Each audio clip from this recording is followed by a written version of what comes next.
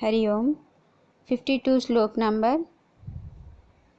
यदा ते मोहकलिलं बुद्धिर्व्यतितरिष्यति तदा गन्तासि निर्वेदं श्रोतव्यस्य श्रुतस्य च। अर्थात भगवान कहते हैं कि अर्जुन, जिस काल में तेरी बुद्धि मोह रूपी दलदल को भली भांति पार कर जाएगी इस अद्वैत वाली स्थिति से, और जो दलदल में फंसे हैं संसार में, इस मोह में फंसे हुए हैं, उस संभाव में रहकर तेरी बुद्धि जब इससे भली भांति पार कर जाएगी, उस समय तू सुने हुए और सुनने में आने वाले इस लोक और परलोक संबंधी सभी भोगों से वैराग्य को प्राप्त हो जाएगा। जब तेरी बुद्धि स्थिर बुद्धि हो जाएगी, जब तेरी प्रज्ञा स्थित हो जाएगी, स्थित प्रज्ञ हो जाएगी, उस वक्त इस लोक और परलोक के सभी भोगों से तेरा वैराग्य हो जाएगा। अभी तक वैराग्य यानी क्या? अभी तक हमने जो संभाव और संबुद्धि में रहने की बातें की, उसका परिणाम ही है वैराग्य प्राप्त होना। वैराग्य यानी उस विशेष के प्रति प्रेम होना, उस विशेष के प्रति राग होना, श्रेष्ठ के प्रति राग होना। तो छोटे छोटे जो आसक्ति हैं हमारे जीवन में, वो कम हो जाते हैं, क्योंकि हमारे जीवन में एक लक्ष्य हमें मिल जाता है। ईश्वर के प्रति प्रेम होना बड़ी बात, छोटी बात नहीं है, काफ़ी बड़ी बात है। इससे क्या होता है कि हमारे जीवन में जो छोटे छोटे राग द्वेष हैं, जो छोटे छोटे जहाँ हम आसक्ति लगाए रहते हैं, वो हमारे कम हो जाते हैं, क्योंकि हमने किसी हायर के प्रति प्रेम कर लिया है। तब क्या होता है? तब इस लौकिक हमारे जीवन के जो लौकिक भोग हैं, उससे भी वैराग्य हो जाता है, इस लोक के भोगों से भी। और जो आने वाले भोग हैं, पुण्य से जो प्राप्त होते हैं, हमें अच्छे सुख या सुविधा या देवत्व जो भी प्राप्त होते हैं, उनसे भी हमें वैराग्य हो जाता है। उसे कहते हैं कि इस लोक और आने वाले भोगों से भी, दोनों से तुम्हें वैराग्य हो जाएगा, और तू कभी भोग में लिप्त नहीं होगा। अब कभी संसार में उलझोगे नहीं, और ना ही शास्त्रों में उलझोगे, क्योंकि यहाँ पे बताया कि तू सुने हुए और सुनने में आने वाले इस लोक और परलोक संबंधी सभी भोगों से। क्योंकि शास्त्रों में भी हम बहुत अभी आगे बताया है ना, वेदों में जो भी हमें प्रलोभन दिया जाता है पुण्य करने के लिए, इसके वजह से हमारे दिमाग में, हमारे विचार में इतने उलझन पैदा हो जाते हैं कि हम क्या करें क्या ना करें, ये पूजा करें वो करें, इस देवी को प्रभावित करें या उस देवी को प्रसन्न करें। इस तरह से हम उलझेंगे नहीं, क्योंकि हमारी बुद्धि दृढ़ हो जाएगी। तो अनेक प्रकार के वचनों को सुनकर भी उलझोगे नहीं। आगे 53 में इस तरह से बताया है भगवान श्लोक में, श्रुति विप्रतिपन्ना ते यदा स्थास्यति निश्चला समाधावचला बुद्धिस्तदा योगमवापस्यसि। अर्थात भांति भांति के वचनों को सुनने से विचलित हुई तेरी बुद्धि जब परमात्मा में अचल और स्थिर ठहर जाएगी, तब तू योग को प्राप्त हो जाएगा। इस तरह से अनेक प्रकार के वचनों को सुनकर तुम उलझोगे नहीं, भगवान कहते हैं। तब तू योग को प्राप्त हो जाएगा, अर्थात तेरा परमात्मा से नित्य संयोग हो जाएगा। अब किसी से पूछने की आवश्यकता नहीं कि मैं गलत तो नहीं हूँ, क्योंकि आप निष्काम योग समत्व भाव में दृढ़ हो चुके होते हैं। अचल अडौल स्थिति निष्काम बुद्धि का ही परिणाम है। सकाम बुद्धि तो चलित होती है, सकाम बुद्धि तो हमें चलायमान कर देती है, संसित कर देती है, शंकालु कर देती है। जीव है, जगत है, जगदीश है इस सृष्टि में, तो जगत का गुण, प्रकृति का गुण चंचल होता है, जगदीश का गुण अचल अडौल होता है। तो जैसे ही जीव जगत से विमुख होकर जगदीश के साथ जुड़ता है, योग लगाता है, वैसे ही वो बुद्धि योग में अचल स्थित हो जाता है। ऐसी अचल बुद्धि वाले को ही भगवान स्थित प्रज्ञ कहते हैं। आगे अभी अर्जुन पूछेंगे तो स्थित प्रज्ञ के बारे में बताएंगे, लेकिन अभी यहाँ पर भगवान की वाणी विश्राम करते हैं। हरिओम। हरिओम।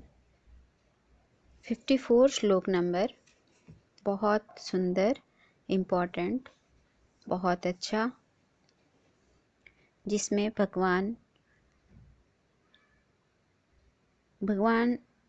तो नहीं लेकिन अर्जुन पूछते हैं।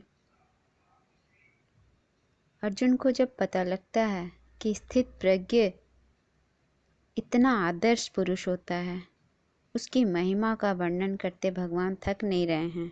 समबुद्धि वाला होता है, समभाव वाला होता है। तो वो प्रश्न करता है,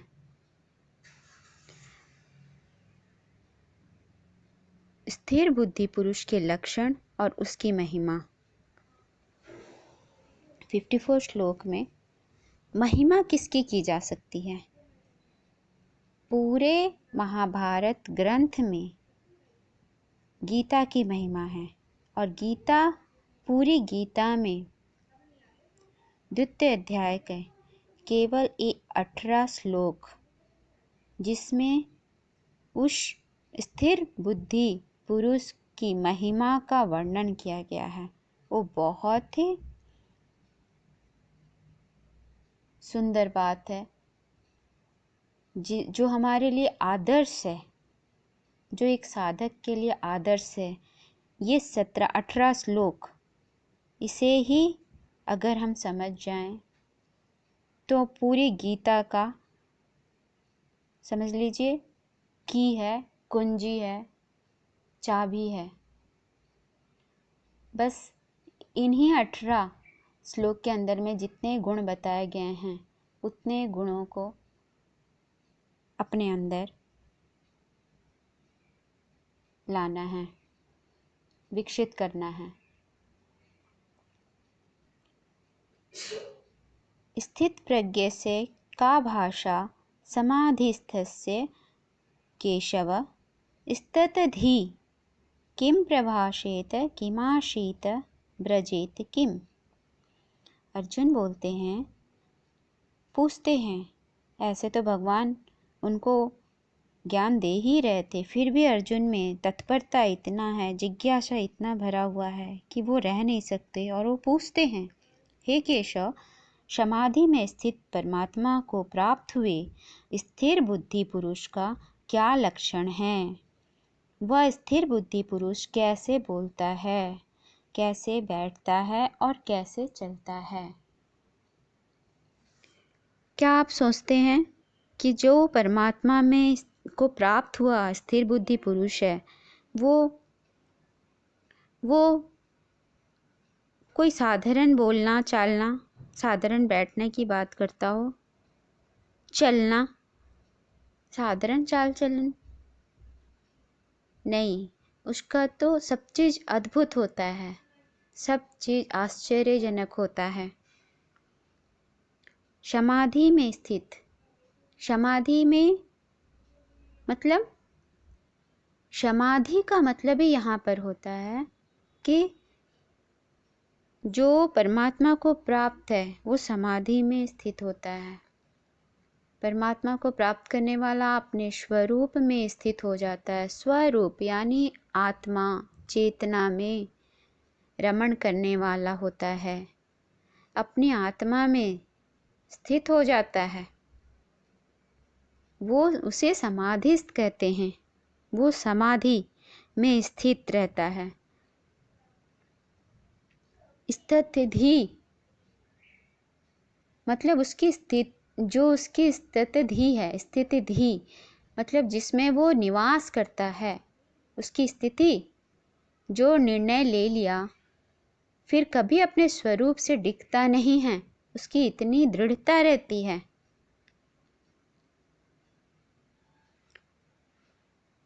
परमात्मा को प्राप्त हुए स्थिर बुद्धि पुरुष, तीसरी बात बोलते हैं स्थिर बुद्धि।